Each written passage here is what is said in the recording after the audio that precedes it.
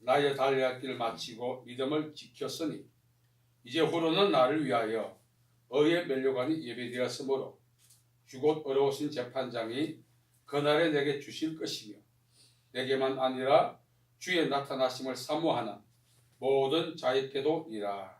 아멘. 오늘 디모데후서 4장 7절과 8절 있는 말씀을 통하여 결산의 날을 준비하자, 그런 제목으로 은혜 나누고자 합니다. 시중에는 획기적인 상품들이 많이 출시되어 있습니다. 선풍적 인기를 끌고 판매고를 높입니다. 그러나 시간이 경과되고 나면은 시들해지죠. 인기도 사라지고 또 사용하는 사람들은 새로운 신제품 때문에 인기를 끌었던 제품들이 이제는 종국에는 이월 상품이 되고 폐품이 됩니다. 우리는 인생이 70이요 강건하면 80이라 했습니다. 이 말씀처럼 우리가 아무리 소망한다 할지라도 세상에서 유통될 수 있는 유통기간이 있습니다. 중요한 사실은 이 유통기간을 어떻게 살아가느냐에 따라서 우리 삶의 질과 운명이 나누어집니다. 꽃길을 걷는 삶이라 할지라도 화무 백일홍이라 했습니다. 오래가지 않습니다. 보람차고 힘있는 도약의 삶을 산다 할지라도 권불 10년이라 했습니다. 오래가지 않습니다. 뿐만 아니라 이 세상도 그 정욕도 다 지나간다고 요한일서 2장 17절을 말합니다. 모든 것은 유통기간이 있습니다. 중요한 사실은 유통기간에 어떻게 쓰임받고 어떻게 살고 어떻게 활용하냐에 따라서 삶의 부가가치와 삶의 질과 운명이 나누어지게 되는 것입니다. 마태복음 25장 14절 이하 말씀에 보면 달란트 비유가 나오죠. 종이 충실했기 때문에 주인이 출타하면서 3명에 불러서 5달란트, 2달란트, 1달란트를 맡겼습니다.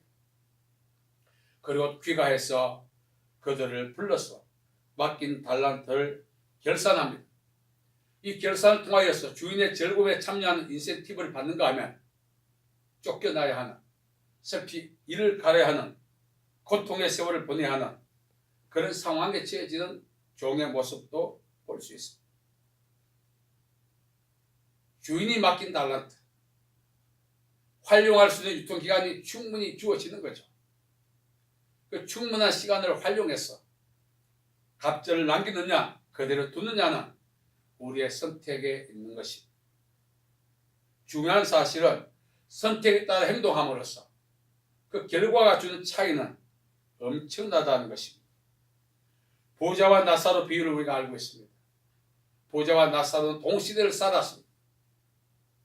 그러나 중요한 것은 함께 유통기간을 세상에서 보냈지만 죽음 이후에는 운명이 나누어졌습니다.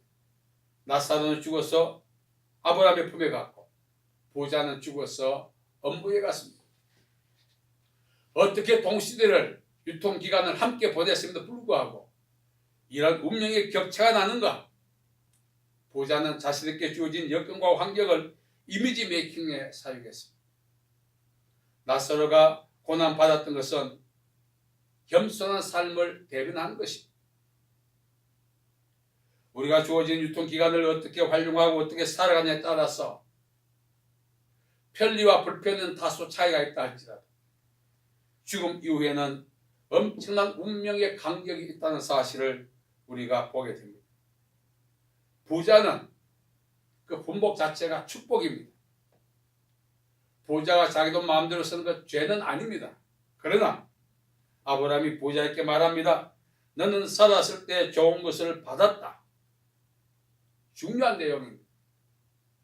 그 분복을 그 분복 주신 하나님의 목적과 뜻에 합당하게 활용하지 아니한다면 그 분복은 부자에게 화근이 되고 말았던 것입니다. 부자는 엄부에 처해졌습니다. 하나님이 우리에게 주신 세상의 유통기간, 은사와 달란트, 지위와 영향력, 소유, 유통기간 동안 제대로 사용해야 된다는 사실을 우리가 배우게 되는 것입니다. 사실 이 파티를 열고 즐기는 것은 고대 왕들이 자기의 업적과 권위와 영향력을 발산하는 방법이에요. 너는 살았을 때 좋은 것을 받았다는 말은 세상에 유통되는 기간을 통해서 오롯이 자기 자신만 위해서 살았다는 것입니다. 성경은 그런즉 너희는 먹든지 마시든지 다 하나님의 영광을 위하여 하라고 말합니다. 여기에 우리가 세상에서 유통되는 기간 동안 어떻게 살아야 할 것인가? 분명히 성경이 우리에게 답을 주고 있다는 것입니다. 물론 70이와 80을 살지 못하는 분도 있습니다. 소위 말하는 요절하는 분도 있습니다. 그러나 유통되는 기간만이라 할지라도 삶의 목적이 분명해야 하는 것입니다. 너희는 먹든지 마시든지 다 하나님의 영광을 위하여 하라.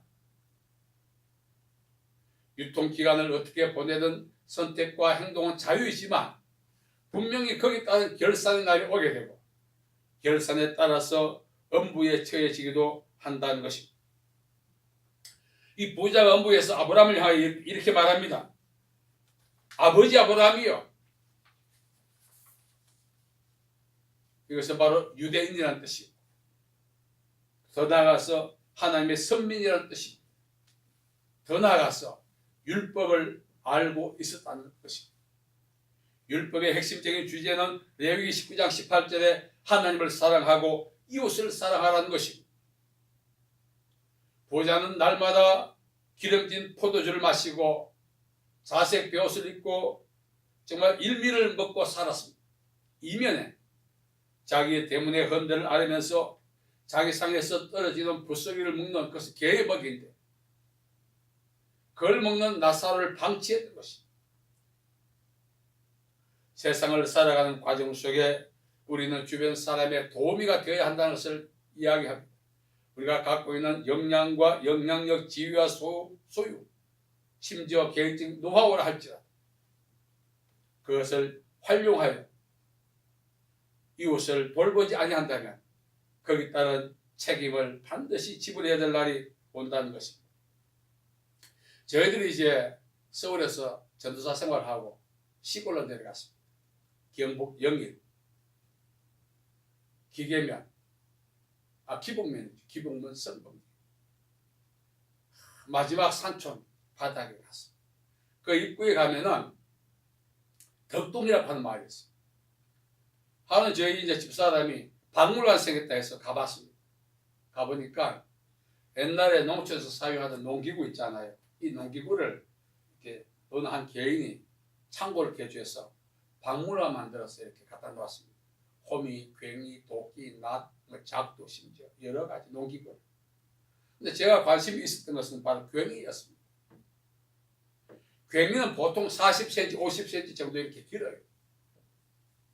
얼마나 사용하여 무뎌졌는지 이렇게 달아가지고 호미처럼 되어 있었습니다. 제가 그분께 물어봤어요. 아니 새 걸 갖다 놓지 왜 저런 걸 갖다 놓습니까? 그분이 하는 말이 있었습니다. 제가 저 괭이 때문에 먹고 살았다는 거예요. 일생 동안 저 괭이가 나의 피땀과 나의 동생과 같이 했다는 것입니다. 버릴 수가 없다는 것입니다. 내가 이만큼 먹고 살게 된 것도 바로 저 괭이 덕분입니다. 도끼나 괭이가 다 도끼는 망치가 되어 있더라고요. 새로운 것을 구매할 수 있을 만큼 경제적 여유가 없었어. 무딘 도끼, 무딘 괭이를 갖고 농사를 짓고 나무를 해다가 먹고 살았다는 거예요. 저것이 바로 나의 본신이고 나의 생명을 지속시켜준 원동력이기 때문에 버릴 수가 없었다는 것입니다. 그래서 아니 당신 살았을 때는 그냥 둘지 모르겠지만 자녀들이 박물관을 계속 할지 아니면 계속 한다 할지라도 새 것으로 교체할 텐데 어떻게 할 거요? 이혼을 해놓았다는 것입니다. 절대로 바꾸지 마라. 저것이 나와 우리 가족과 가문을 이 땅에서 살아가게 만든 도움이었다는 것입니다. 볼품없죠. 버릴 수가 없는 것입니다. 농기구가 닳고 닳아 있었습니다. 애정이 가죠. 오늘 우리가 세상에서 유통되는 기간 동안 농기구 하나도 애정과 관심을 받게 되는 거죠. 하나님 앞에서 우리가 그렇게 살아간다면 귀하게 여김을 받는 것입니다. 영등포 교회를 다니던 103세에 돌아가신 방지인 목사님, 영원한 청년이었어요. 그분은 이렇게 말했습니다. 나는 죽는 것이 아니다. 나는 달아가는 것이다. 처음에는 어리둥절했습니다. 하나님이 나를 더 이상 사용할 가치가 없다고 할 그날까지 사용해 주기를 간절히 원한다고 했어요. 참으로 어른다운 이야기였습니다. 우리는 수틀리면 날이 10%는 나심에도 불구하고 현장에 투입되기 싫어합니다. 금방 재련된 그런 깊은 고를 팔 수 있는 굉임에도 불구하고 야산이고 돌밭이고 환경이 좋지 않으면 쓰임받기 싫어합니다. 그러나 방지일 목사님은 하나님이 나를 쓰실 수 있다니, 야산이든 잡초든 자기가 나시든 괜이든 탈 없으시는 날까지 그것이 하나님을 향한 헌신된 모습이었어요. 참 어른이다. 우리가 그렇게 말했습니다. 오늘 많은 분들이 이런저런 핑계로 서슬퍼런 낯의 상태에서 깊은 우물까지 팔 수 있는 그런 힘 있는 굉이 상태에서도 도무지 일을 하게 하지 않습니다. 그냥 관상용이 되고 가는 거예요. 삶 자체가. 바울은 에베소 교회를 향해서 말했습니다. 세월을 아끼라, 때가 악하다. 세월을 아낀다는 것은 기회로 삼으라는 것입니다. 우리가 쓰임받을 기회는 세상살이밖에 없어요. 죽어서 천국 가면 쓰임을 더 이상 못 받습니다. 그곳에서는 하나님의 보좌 앞에서 하나님을 경배하고 찬양하는 일만 하는 것입니다. 우리가 유통되는 기간만 쓰임을 받는다는 것을 생각할 때 달아 없어진 상태로 하나님 앞에 서야 되지 않겠습니까? 보관하고 관상용 상태로 있다가 한 번도 쓰임 못 받고 우리가 갈 수는 없는 것입니다.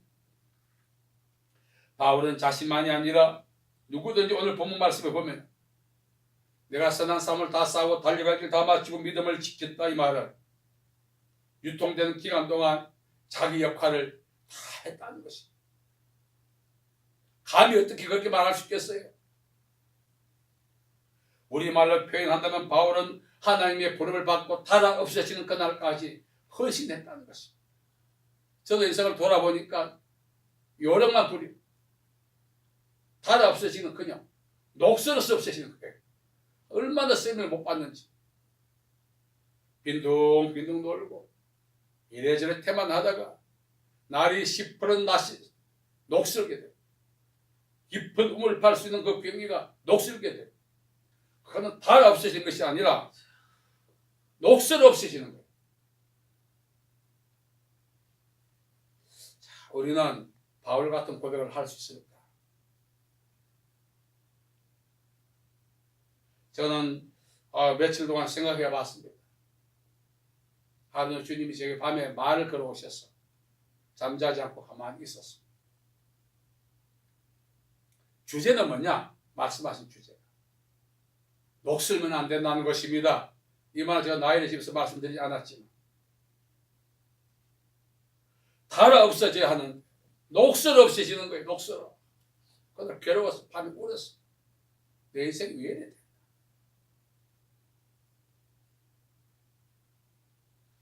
게으르고 태만했다는 거죠. 현장에 투입되기를 싫어하고 얼마든지 침는 골도 벨 수 있는 그 낯의 상태에서 부드러운 풀도 베기 싫어하는 거예요. 돌밭을 해지고 들어가 개간할 수 있는 능력을 가진 그 병기 상태에서 모래도 해지기 싫어하는 거예요. 이 3D 현상, 더럽고 힘들고 어려운 일을 하지 않잖아요. 그래서 외국 근로자가 많이 한국에 들어왔지 않습니까? 실업률이 높아진 이유가 바로 3D 때문에 그렇습니다. 만일 우리가 3D도 마다하지 않고 했더라면 실업률이 상당히 낮아졌을 것이고 외국 근로자 이렇게 한국 진입한 것도 상당히 없어졌을 거예요. 먹고 사는데 지장 없었을 것입니다. 사회의 직업 중에 3D만이 아니라 하나님의 사역도 3D가 있어요. 하나님의 사역은 3D가 없는데도 불구하고 스스로 3D화하는 거예요. 그래서 녹슬어지는 것입니다. 제가 농기구인데 녹슬어진 상태에 있더라고요. 제가 이렇게 환상 중에 제 모습을 보니까 녹이 끼어 있더라고요. 아, 내가 그동안 너무 게을렀거든. 이제 2019년도부터는 일을 만들어서라도 해야겠다. 오라고 해도 어떤 데 안 갔어요. 교만한 게 아니라 힘들고 멀면 안 갔어요. 또 개인적으로 사익비가 지금 또 안 가고 배부른 소리 하고 있죠. 어느 곳이든 가서 주의 복음을 증거해야 녹슬지 않는다. 이런저런 핑계로 녹이 완전히 녹슬면 안 되죠. 그 부식이라고 하는데 녹이 끼어있다. 그래서 주님 내년에 목회지를 주시고 사역을 크게 해주시고 내가 불평불만하지 않고 무조건 가겠습니다. 그렇게 기도를 올려드렸습니다.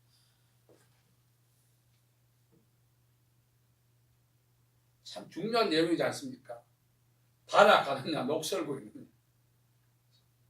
우리가 간단한 단어 같지만 하나님이 만일 우리에게 물으신다면, 아니 직접 우리에게 너는 녹슬고 있다고 말씀하신다면 그 충격은 죽는 날까지 계속될 거예요. 감당 못할 것 같아요. 저도 그날 저녁에 많이 울었습니다. 괴롭더라고요. 나쁜 일에 심취되는 것을 중독이라고 하죠. 중독은 파멸로 가는 지름길입니다. 하나님의 일에 열심을 품어야 하는데 세상 일에 중독되어 가고 있다는 거죠. 잘못된 열심을 세상에다 내는 거죠. 달아가느냐 녹슬어가느냐 이것도 중요하지만 우리가 하나님께 열심을 내어야 하는데 세상 일에 중독되어 가고 있습니다. 우리 자신을 이렇게 세밀하게 좀 들여다볼 수 있는 안목이 필요합니다. 바울이 핍박자였고 포행자고 회방자였습니다. 차라리 바울은 이런 인간은 태어나지 않았다면 초기 기독교가 그렇게 핍박을 덜 받았을 텐데 왜? 이 핍박의 중심에 있었던 사람이 바울입니까? 그러나 그가 회심한 이후에 오늘날 저와 여러분이 복음을 받아들일 수 있는 그런 중추적인 역할을 했던 사람이죠. 우리 모두가 저희들은 이제 오랜 대수가 있죠. 또 개인적으로 예수 믿는 시간이 있죠. 다시 말하면 회심의 시간이 있는 거예요. 회심 이후 오늘까지 우리가 살아오면서 바울처럼 주의 일에 열심을 품었는지 세상 일에 중독되어 가고 있는지를 우리가 한번 살펴볼 필요가 있어요. 저도 은근히 세상 일에 중독되어 있는 것을 발견합니다.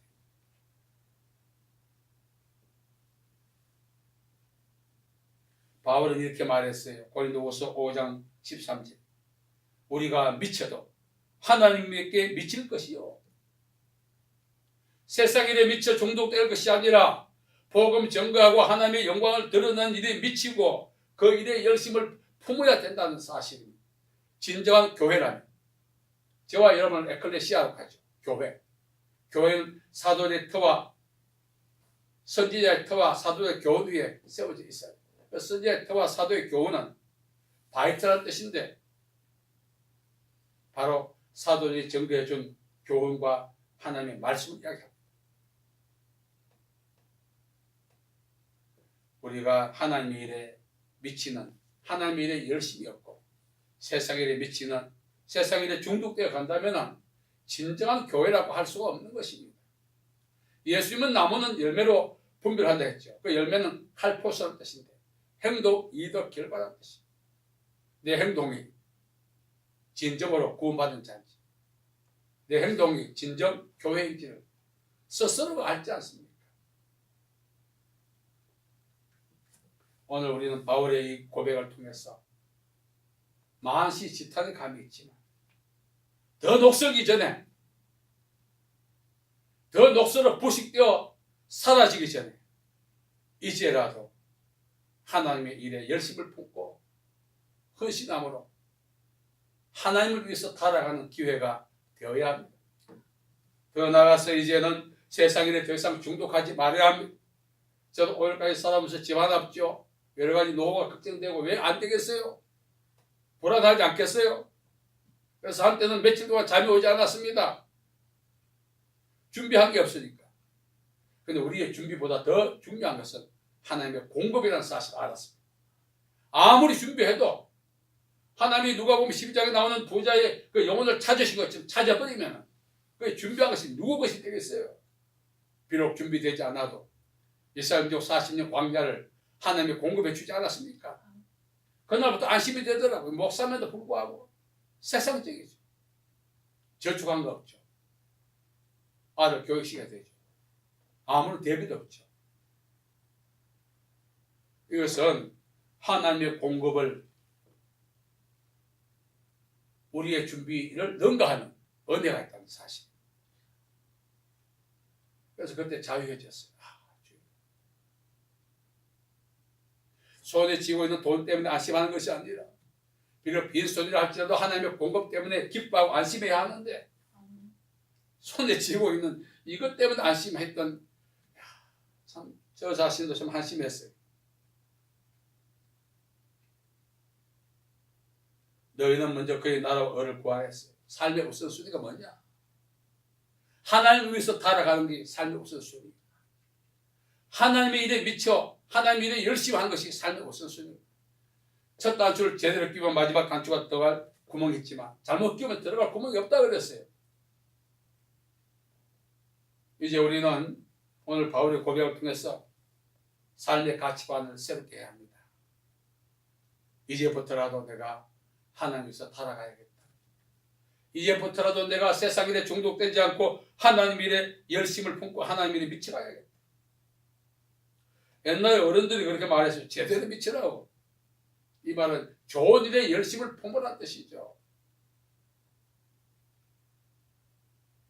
제가 이것을 깨닫고 나니까 과거에 하나님께서 아무리 많은 준비를 한다 할지라도 너희들의 준비보다 나의 공급이 더 너 인생을 보장한다는 음성을 들었을 때 부끄러웠습니다.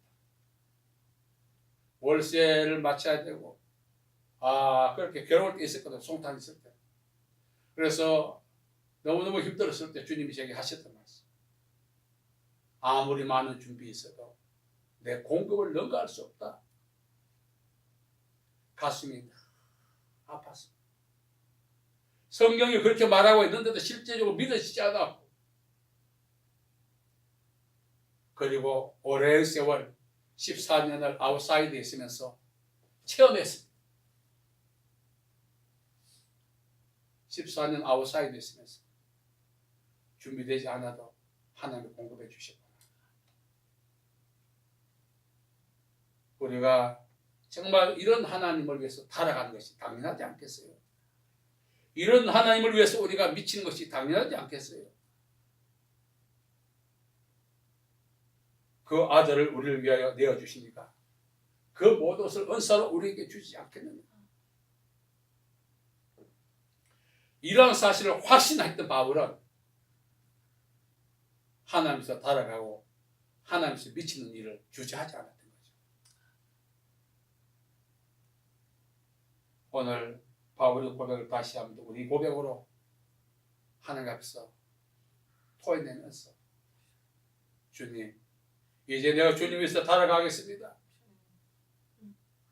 주님, 내가 이제 주님의 일에 미치겠습니다.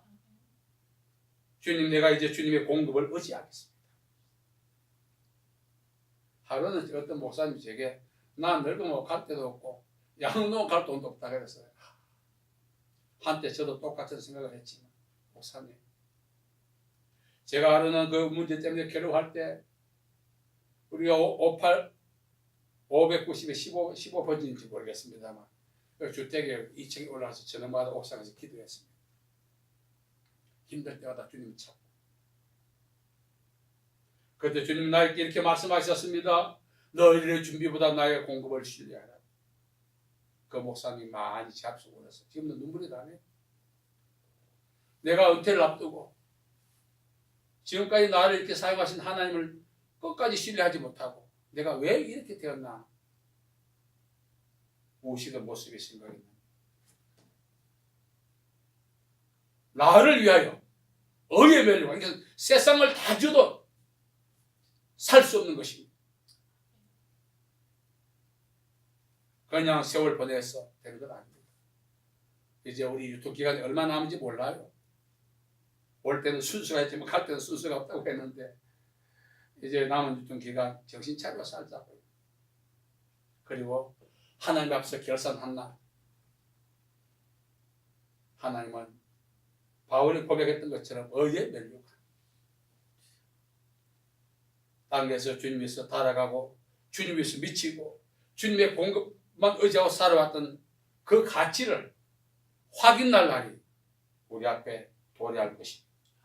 그래서 결산의 날을 우리가 바라보면서 일관된 믿음으로 살아갈 수 있기를 간절히 바랍니다. 아멘. 자비하신 아버지 하나님 은혜와 사랑을 감사합니다. 정말 우리가 주의 말씀에 다시 한번 더 귀를 기울이고 복종하고 마음에 받아들입니다. 내가 선한 삶 다 사고 달려가기 다 마치고 믿음을 지켰어요.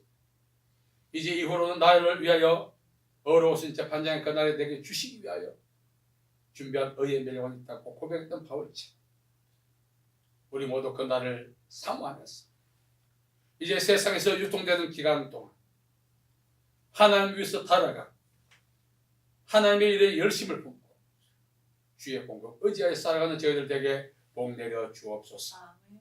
예수님의 이름으로 기도하옵나이다. 아멘.